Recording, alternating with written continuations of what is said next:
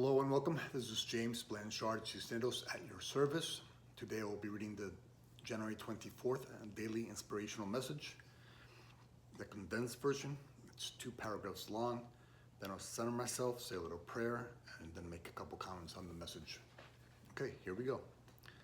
Title: Peace and Our Changeless Eternal Nature. Paragraph 1. Our sisters and brothers' actions do not define them. Their changeless, loving nature does. It is not what they think, say, or do that defines them. It is the love that is their true, eternal, essence and nature. When we choose to define them as some frozen moment or event in time, instead of by the love that is their eternal essence, this is a sign to us that we have forgotten who we truly are. The more we choose to value the ego's judgments over God's love, the more unbalanced we feel, and the less peace we will have. We will never find true peace as long as we separate ourselves from the source of peace. Let us take note that peace is not a function of what seems to be happening in the world, but is a function of how we are thinking of and reacting to our experience. Paragraph 2. Today, let us allow the state of peace to become a sign to us that we are aligned with who in truth we are. Let us also become aware that when we're not at peace, then somewhere in our experience, there's a better and more loving choice to be made. Peace is an aspect of love, and love is all. Thus, peace is available to us in every moment. Today, let us practice catching ourselves when the ego's programs seem to be trying to move us away from the state of peace. Then let us use our free will to turn away from the ego's lies and return to a true nature, the state of peace. As we do, we reflect peace on earth. This will bring us a sense of fulfillment because we're doing what we were created to do, to remind others that the choice for peace is also available to them in every moment.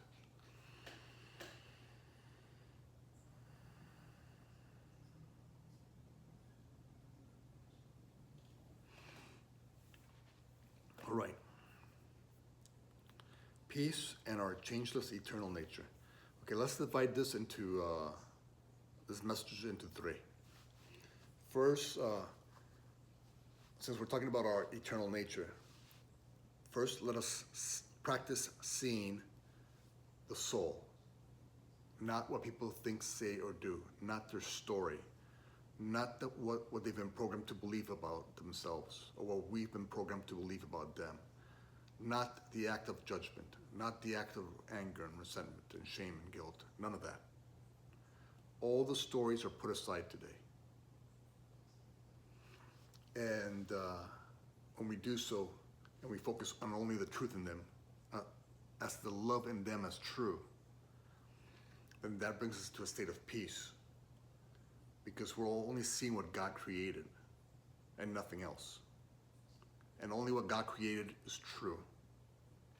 And so if we're seeing the love in them as true, then we're seeing through God's eyes. And that's what we're trying to do today. Achieve the state of peace by aligning with our source, by seeing our brothers and sisters only as they truly are. And because they are a reflection of us, being that we're all one, then when we have peace looking at them, we have peace within us. And when we have peace within us, we see them in a peaceful state. In a state that's loving in nature, or in a state that calls out for love. And when they call out for love, we don't answer with judgment or shame or guilt or hate or resentment or revenge. We just answer with love. A call for love is answered with love. Judgment is answered with forgiveness. Condemnation, when the ego calls for condemnation, you offer compassion. When they're anxious and worried, you offer them the understanding that God is on their side. And that because they've co-created their journey with God, then all will be all right. And when you get to the point of believing that all will be all right, then the state of peace results. The second point is to remember that it is we who define our experience. The locus of control, so to speak, is inner. It's not out there. It is through our beliefs that we look at and define this world. So whatever is happening out there, we are defining it. And so if our definition of what's happening out there is anything less than loving in nature, or anything less than a call for love in nature, then the healing begins inside of us. And then when we're healed, the whole world is healed. The ego will have you think that the issue is out there. The reason you don't have peace is because there's something out there. But that's what the ego does. It plays this never-ending game where there's 100 problems and you solve them, and then there's 100 more pop up. And you need 100 solutions for that. And then when you finally solve those 100 problems, another dozen pop up. And then you need another dozen solutions to those problems. When in reality, all you need is forgiveness. All you need is to align with the truth in you, with your loving nature, and allowing only the love in you to see. Only see the eternal in them. The eternal in them is love.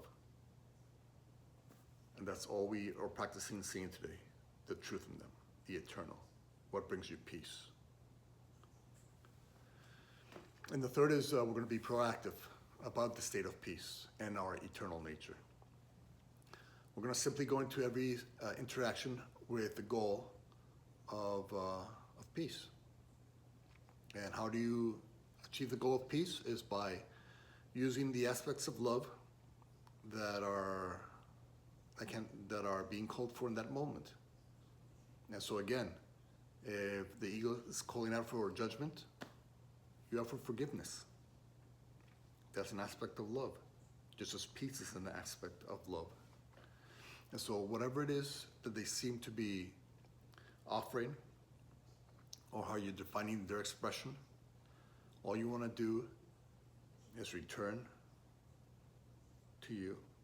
Remember that you are the one who's defining the moment, and thus you're the one who can heal the moment. And this can happen in every moment, in every interaction, by being proactive, by going into the interaction with a goal of peace already set, with a goal of just waiting on the moment and seeing what aspect of love is the moment calling out for. Is it calling out for forgiveness? Is it calling out for compassion? Is it calling out for greater understanding? Is it calling out to help them heal or help them find a level of peace in them? And then that's what you offer. You offer that aspect of love that is the eternal in you. And when you do so, walking hand in hand with peace and the eternal in you, that's what you have to offer them.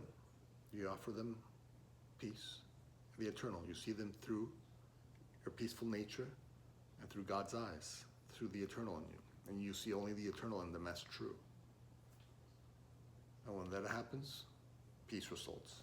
And when peace results, you become the light of the world that you were created by God to be. And so let us try those 3 points today. Keep focusing on their eternal nature, on their soul, not on what the body thinks, says, or does. Remembering that you're defining the experience, so the place for healing resides within you.